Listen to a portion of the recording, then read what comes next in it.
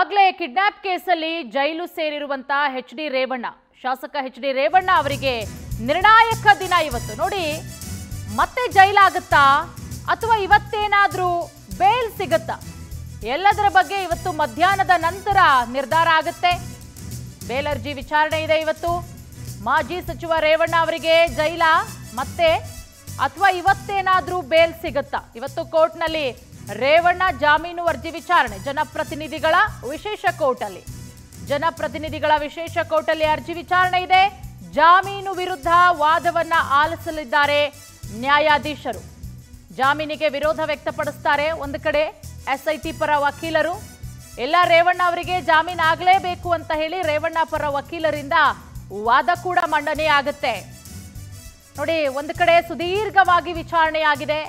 ಈ ಕಿಡ್ನಾಪ್ ಪ್ರಕರಣಕ್ಕೆ ಸಂಬಂಧಪಟ್ಟಂತೆ ತನಿಖೆಗೂ ಕೂಡ ಸಹಕಾರ ರೇವಣ್ಣ ಪರ ವಕೀಲರು ಹೇಳಿರೋದ್ರಿಂದ ಮಾಜಿ ಸಚಿವ ರೇವಣ್ಣ ಅವರ ಜಾಮೀನು ಭವಿಷ್ಯ ಇವತ್ತು ನಿರ್ಧಾರ ಆಗುತ್ತೆ. ಯಾಕಂದ್ರೆ ಎರಡೆರಡು ಬಾರಿ ಜಾಮೀನು ಅರ್ಜಿ ವಿಚಾರಣೆ ಆಗುತ್ತೆ, 2 ಬಾರಿಯೂ ಕೂಡ ರಿಜೆಕ್ಟ್ ಆಗುತ್ತೆ.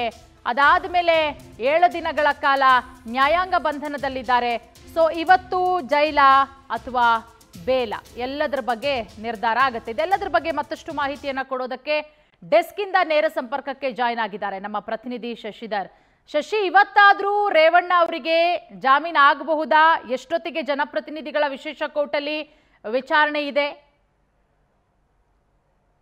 ಬೆಳಗ್ಗೆ 11:30ಕ್ಕೆ ಜನಪ್ರತಿನಿಧಿಗಳ ವಿಶೇಷ ನ್ಯಾಯಾಲಯದಲ್ಲಿ ಶಾಸಕರಾದಂಥ ರೇವಣ್ಣ ಅವರ ಪರವಾಗಿ ಏನು ಅವರ ವಕೀಲರು ಇವತ್ತು ವಾದವನ್ನು ಮಂಡನೆ ಮಾಡಲಿದ್ದಾರೆ. ಏನಂತಂದರೆ, ನಮ್ಮ ಕಕ್ಷಿದಾರಿಗೆ ಬೇಲನ್ನು ಕೊಡಬೇಕು ಅಂತ ಹೇಳ್ಬಿಟ್ಟು, ಯಾವ ಕಾರಣದಿಂದ ಕೊಡಬೇಕಂತ ಹೇಳ್ಬಿಟ್ಟು ಒಂದಷ್ಟು ಮಾನದಂಡಗಳಿಟ್ಕೊಂಡು ರೇವಣ್ಣ ಅವರು ಕಿಡ್ನಾಪ್ ಮಾಡಿದ್ದಾರೆ, ಆಯಿತು ನಾವು ಒಪ್ಕೊಳ್ತೀವಿ. ಆದರೆ ಕಿಡ್ನಾಪ್ ಮಾಡಿದಂಥ ಸಂತ್ರಸ್ತೆ ಬಳಿ ಏನಾದರೂ ಡಿಮ್ಯಾಂಡ್ ಏನಾದರೂ ಮಾಡಿದ್ರಾ? ಇಲ್ಲ. ಅಲ್ಲೇ ಮಾಡಿದ್ದಾರಾ? ಇಲ್ಲ. ಹಣಕ್ಕೆ ಏನಾದರೂ ಬೇಡಿಕೆ ಇಟ್ಟಿದ್ದಾರಾ? ಇಲ್ಲ. ಇಂಥದ್ದು ಯಾವುದೂ ಕೂಡ ಇಲ್ಲ ಅಂತಂದಾಗ ಕಿಡ್ನಾಪ್ ಮಾಡಿರೋದು ನಿಜ ಆಗಿದ್ರು ಕೂಡ ಅವರಿಗೆ ಬೇಲ್ ಕೊಡುವಂಥ ಅಧಿಕಾರ ನ್ಯಾಯಾಲಯಕ್ಕೆ ಇದೆ ಅಂತ ಹೇಳ್ಬಿಟ್ಟು ಶಾಸಕ ರೇವಣ್ಣ ಅವರ ಪರ ವಕೀಲರ ವಾದ ಆಗಿದೆ.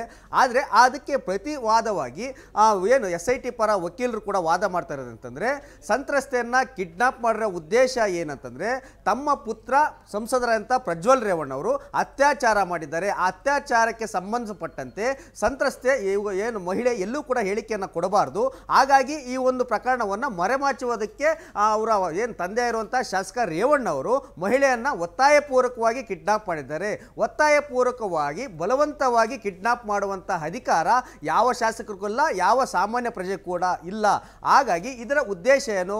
ಈ ಒಂದು ಅತ್ಯಾಚಾರ ಆಗಿದೆ. ಅತ್ಯಾಚಾರಕ್ಕೆ ಸಂಬಂಧಪಟ್ಟಂತೆ ನೂರಾರು ಮಹಿಳೆಯರ ಹೆಸರು ಕೂಡ ಕೇಳಿ ಬರ್ತಿದೆ. ಸಾಕಷ್ಟು ಜನ ಸಂತ್ರಸ್ತರು ಇವತ್ತು ಮನನೊಂದಿದ್ದಾರೆ. ಹಾಗಾಗಿ ಈ ಒಂದು ಏನು ಅತ್ಯಾಚಾರಿ ಆರೋಪಿ ಸ್ಥಾನದಲ್ಲಿರುವಂಥ ಪ್ರಜ್ವಲ್ ರೇವಣ್ಣ ಅವರು ವಿದೇಶದಲ್ಲಿ ತಲೆಮರೆಸಿಕೊಂಡಿದ್ದಾರೆ. ಹಾಗಾಗಿ ಅವರ ಮಗನನ್ನ ರಕ್ಷಣೆ ಮಾಡೋದಕ್ಕೆ ಶಾಸಕರು ಕಿಡ್ನಾಪ್ ಅನ್ನ ಮಾಡಿದ್ದಾರೆ. ಹೀಗಾಗಿ ಯಾವುದೇ ಕಾರಣಕ್ಕೂ ಕೂಡ ಇವರಿಗೆ ಬೇಲನ್ನು ಕೊಡಬಾರ್ದು. ಒಂದು ವೇಳೆ ಏನಾದರೂ ನೀವು ಕೊಟ್ಟರೆ ಅವರ ಪುತ್ರ ಯಾವ ರೀತಿಯಾಗಿ ವಿದೇಶದಲ್ಲಿ ತಲೆಮರೆಸಿಕೊಂಡಿದ್ದಾರೋ ಅದೇ ರೀತಿಯಲ್ಲಿ ಕೂಡ ರೇವಣ್ಣ ಅವರು ಕೂಡ ವಿದೇಶಕ್ಕೆ ಆರೋದಿಲ್ಲ ಅನ್ನೋದಕ್ಕೆ ಸಾಕ್ಷಿ ಏನು? ಇವರನ್ನು ನಾವು ಏನಾದರೂ ಬೇಲ್ ಕೊಟ್ಟ ಆಚೆ ಕಳಿಸಿದರೆ ಇವರು ರಾಜಕೀಯದಲ್ಲಿ ಪ್ರಭಾವಿ ನಾಯಕರಾಗಿದ್ದಾರೆ. ಹೀಗಾಗಿ SIT ತನಿಖೆಗೆ ಎಲ್ಲ ಒಂದು ಕಡೆ ರಾಜಕೀಯ ತೊಡಕು ಉಂಟಾಗುತ್ತೆ. ಮತ್ತು ಈಗಾಗಲೇ ಏನು 4 ದಿನ ನ್ಯಾಯಾಂಗ ಕಸ್ಟಡಿಯಲ್ಲಿದ್ದಾಗ ಏನು SIT ಎಲ್ಲ ಅಧೀನದಲ್ಲಿದ್ದಾಗ SIT ಅವರು ಕೇಳಿದಂಥ ಒಂದೇ ಒಂದು ಪ್ರಶ್ನೆ ಕೂಡ ಉತ್ತರವನ್ನು ಕೂಡ ಕೊಟ್ಟಿಲ್ಲ. ಹಾಗಾಗಿ ತನಿಖೆ ಮಾಡೋದಕ್ಕೆ ಯಾವ ರೀತಿಯಾಗಿ ಸಾಧ್ಯ ಆಗುತ್ತೆ? ಏನು SIT ಅವರು ವಶ ಪಡೆದಿದ್ದಾಗ ಯಾವ ಕಾರಣಕ್ಕಾಗಿ ಸಂತ್ರಸ್ತೆ ಮಹಿಳೆಯನ್ನ ಕಿಡ್ನಾಪ್ ಮಾಡಿದ್ರಿ ಅಂತ ಕೇಳಿದಾಗ ಯಾವುದೇ ಕಾರಣಕ್ಕೂ ನನಗೆ ಗೊತ್ತಿಲ್ಲ ಅನ್ನೋ ಒಂದೇ ಉತ್ತರ ಕೊಟ್ಟಿರೋದು. ಹಾಗಾಗಿ ಇವರನ್ನ ಯಾವುದೇ ಕಾರಣಕ್ಕೂ ಕೂಡ ಬೇಲ್ನಿಂದ ಆಚೆ ಕಳಿಸಬಾರ್ದು. ಮತ್ತೊಂದಷ್ಟು ದಿನಗಳ ಕಾಲ ನ್ಯಾಯಾಂಗದ ಅಧೀನದಲ್ಲಿ ಇರಲಿ ಅಂತ ಹೇಳ್ಬಿಟ್ಟು SIT ಪರ ವಕೀಲರು ಕೂಡ ವಾದ ಮಾಡ್ತಾರೆ. ಇವತ್ತು ವಾದ ಮತ್ತೆ ಪ್ರತಿವಾದ ಎರಡೂ ಕೂಡ ನಡೀತೆ. ಒಂದು ವೇಳೆ ಕೊಟ್ಟರೂ ಕೂಡ ಅವರಿಗೆ ಒಂದಷ್ಟು ನಿಗದಿತ ಒಂದಷ್ಟು ಕಂಡೀಷನ್ಸ್ ಹಾಕ್ತಾರೆ. ಒಂದು ವೇಳೆ ಏನಾದರೂ ಕೊಡದೇ ಇದ್ರೆ ಪ್ರಜ್ವಲ್ ರೇವಣ್ಣ ಅವರು ಬಂದು SIT ಮುಂದೆ ಹಾಜರಾಗುವವರೆಗೂ ಕೂಡ ಮತ್ತೊಂದಷ್ಟು ದಿನಗಳ ಕಾಲ ನ್ಯಾಯಾಂಗ ವಶಕ್ಕೆ ನೀಡಿ ಅನ್ನುವಂಥ ಸಾಧ್ಯತೆ ಕೂಡ ಇದೆ. ಪೂರ್ಣಿಮಾ, ನೋಡೋಣ ಏನಾಗುತ್ತೆ ಅಂತ ಹೇಳಿ. ಥ್ಯಾಂಕ್ ಯು ತಮ್ಮೆಲ್ಲ ಮಾಹಿತಿಗಾಗಿ.